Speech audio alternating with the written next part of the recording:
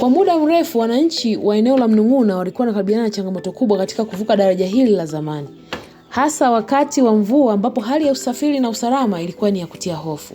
Changamoto hizi sasa zimebaki kama historia kwa eneo la Mnung'una baada ya serikali ya awamu ya 6 kupitia Dr. Samia Suluhu Hassan kupitia mradi wa TACTIC imefanikiwa kujenga karavati jipya ambalo ni imara na salama, na lengo likiwa ni kurahisisha usafiri na kuimarisha mawasiliano kati ya wananchi wa eneo hilo na maeneo ya jirani.